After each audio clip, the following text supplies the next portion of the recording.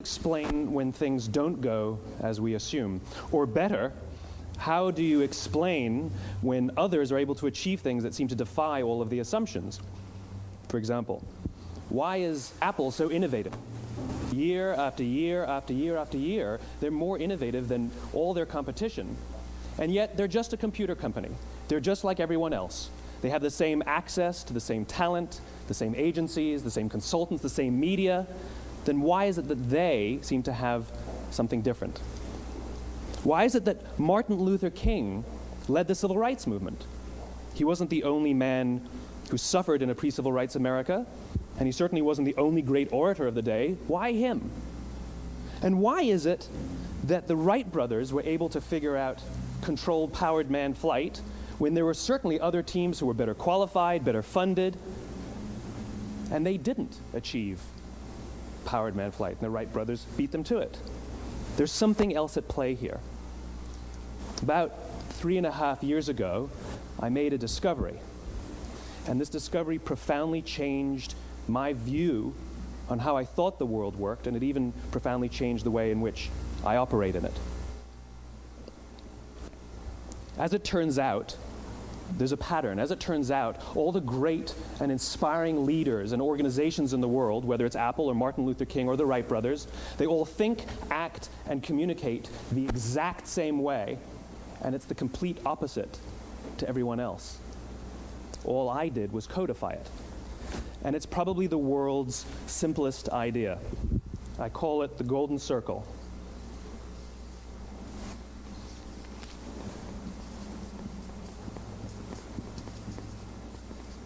Why, how, what? This little idea explains why some organizations and some leaders are able to inspire where others aren't. Let me define the terms really quickly. Every single person, every single organization on the planet knows what they do, 100%. Some know how they do it, whether you call it your differentiating value proposition or your proprietary process or your USP. But very, very few people or organizations know why they do what they do. And by why, I don't mean to make a profit. That's a result. It's always a result. By why, I mean what's your purpose? What's your cause? What's your belief? Why does your organization exist? Why do you get out of bed in the morning? And why should anyone care? Well, as a result, the way we think, the way we act, the way we communicate is from the outside in. It's obvious. We go from the clearest thing to the fuzziest thing. But the inspired leaders and the inspired organizations, regardless of their size, regardless of their industry, all think, act, and communicate from the inside out. Let me give you an example. I use Apple because they're easy to understand and everybody gets it. If Apple were like everyone else, a marketing message from them might sound like this. We make great computers. They're beautifully designed, simple to use, and user-friendly. Want to buy one? Meh. And that's how most of us communicate. That's how most marketing is done, that's how most sales is done, and that's how most of us communicate interpersonally. We say what we do, we say how we're different or how we're better, and we expect some sort of behavior, a purchase, a vote, something like that. Here's our new law firm. We have the best lawyers with the biggest clients. We have, we always perform for our clients, do business with us. Here's our new car. It gets great gas mileage. It has, leather seats. Buy our car. But it's uninspiring. Here's how Apple actually communicates. Everything we do, we believe in challenging the status quo. We believe in thinking differently.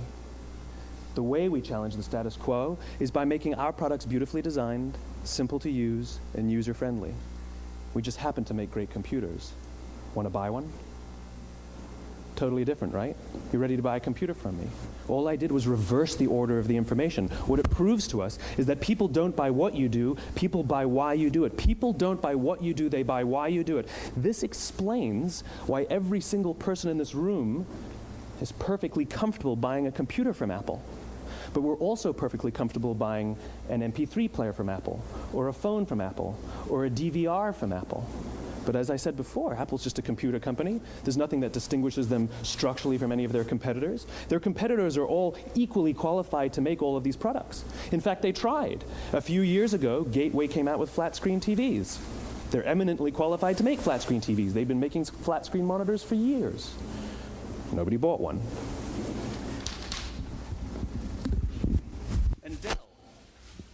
Dell came out with MP3 players and PDAs. And they make great quality products, and they can make perfectly well-designed products, and nobody bought one.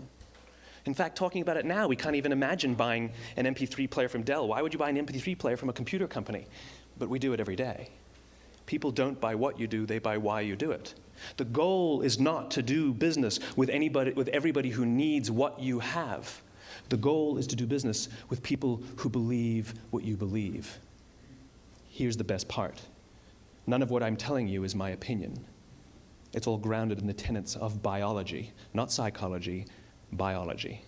If you look at a cross-section of the human brain, looking from the top down, what you see is the human brain is actually broken into three major components that correlate perfectly with the golden circle. Our newest brain, our Homo sapien brain, our neocortex, corresponds with the what level. The neocortex is responsible for all of our rational and analytical thought and language. The middle two sections make up our limbic brains, and our limbic brains are responsible for all of our feelings, like trust and loyalty.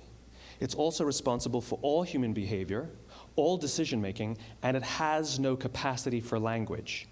In other words, when we communicate from the outside in, yes, people can understand vast amounts of complicated information like features and benefits and facts and figures. It just doesn't drive behavior.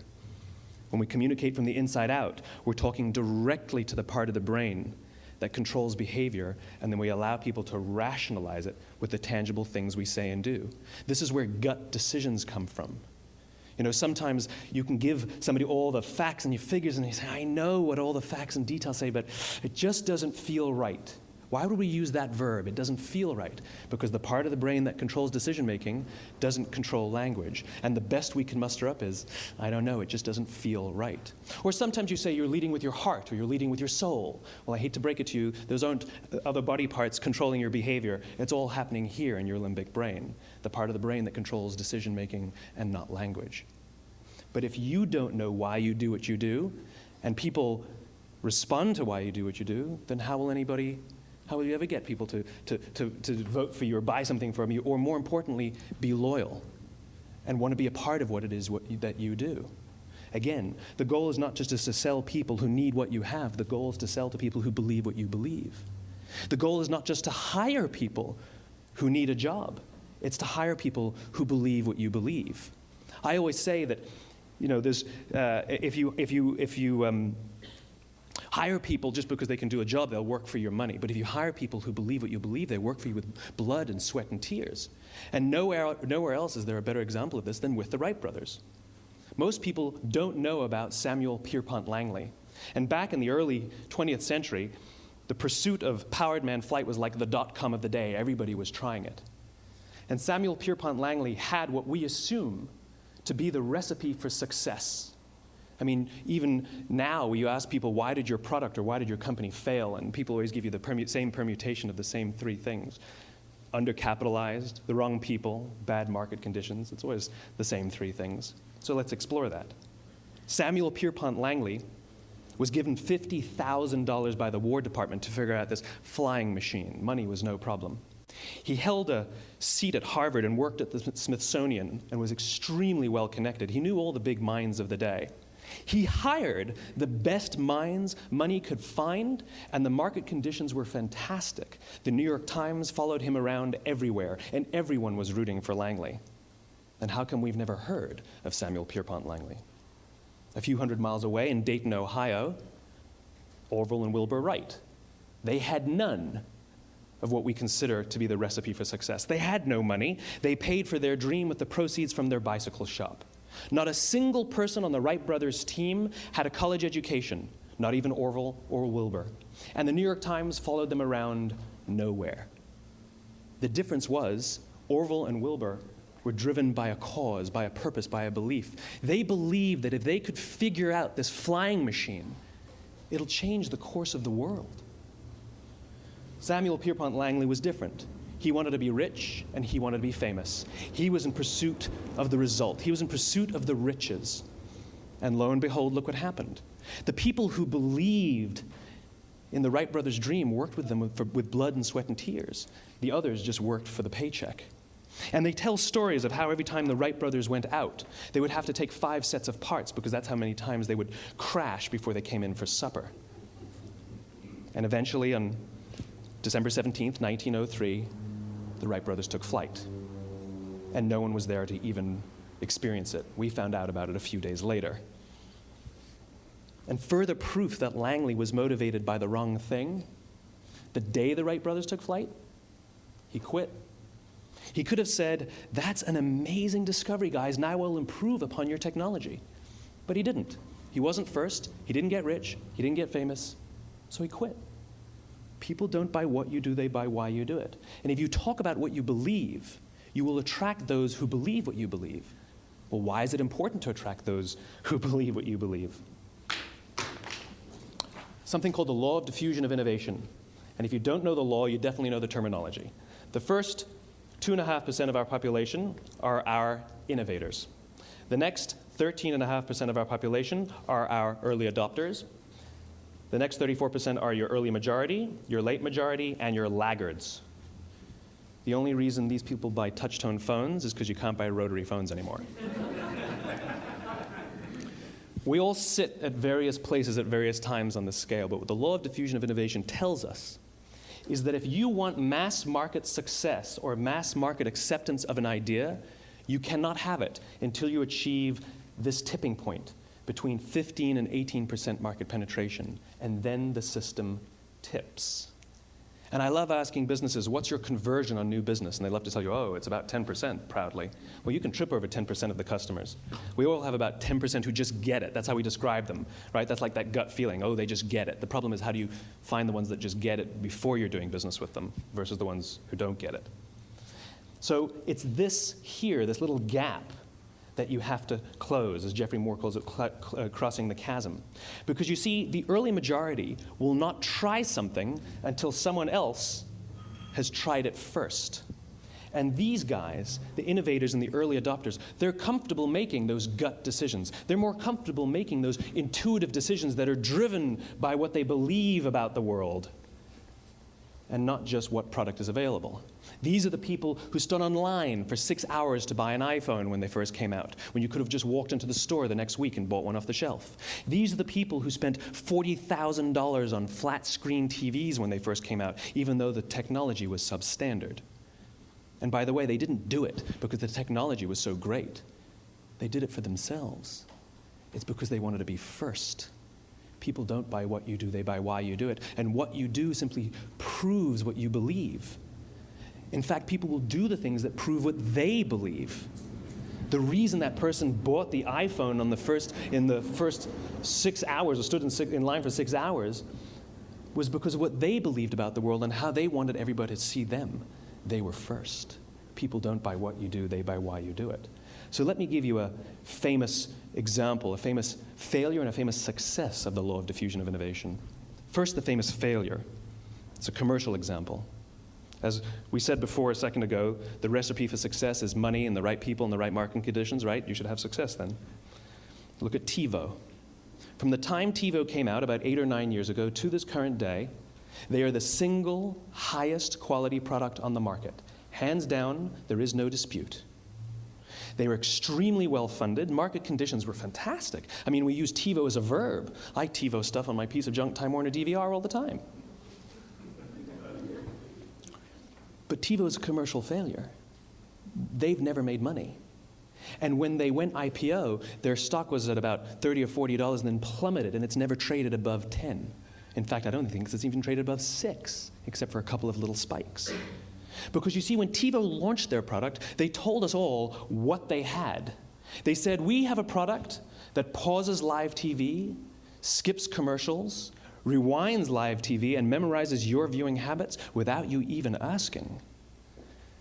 And the cynical majority said, we don't believe you, we don't need it, we don't like it, you're scaring us. What if they had said, if you're the kind of person who likes to have total control over every aspect of your life, boy, do we have a product for you. It pauses live TV, skips commercials, memorizes your viewing habits, etc., etc. People don't buy what you do, they buy why you do it, and what you do simply serves as the proof of what you believe. Now let me give you a successful example of the law of diffusion of innovation. In the summer of 1963, 250,000 people showed up on the Mall in Washington to hear Dr. King speak. They sent out no invitations, and there was no website to check the date. How do you do that? Well, Dr. King wasn't the only man in America who was a great orator. He wasn't the only man in America who suffered in a pre-civil rights America. In fact, some of his ideas were bad, but he had a gift. He didn't go around telling people what needed to change in America. He went around and told people what he believed.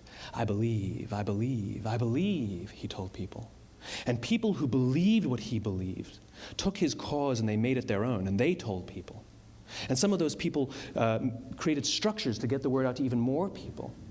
And lo and behold, 250,000 people showed up on the right day, on the right time to hear him speak. How many of them showed up for him? 0. They showed up for themselves. It's what they believed about America that got them to travel on a bus for 8 hours to stand in the sun in Washington in the middle of August. It's what they believed, and it wasn't about black versus white. 25% of the audience was white. Dr. King believed that there are 2 types of laws in this world, those that are made by a higher authority and those that are made by man. And not until all the laws that are made by man are consistent with the laws that are made by the higher authority will we live in a just world. It just so happens that the civil rights movement was the perfect thing to help him bring his cause to life. We followed him not for him, but for ourselves. And by the way, he gave the I have a dream speech, not the I have a plan speech. Listen to politicians now with their comprehensive 12-point plans. They're not inspiring anybody. Because there are leaders and there are those who lead. Leaders hold a position of power or authority, but those who lead inspire us. Whether they're individuals or organizations, we follow those who lead not because we have to, but because we want to. We follow those who lead not for them, but for ourselves. And it's those who start with why that have the ability to inspire those around them or find others who inspire them. Thank you very much.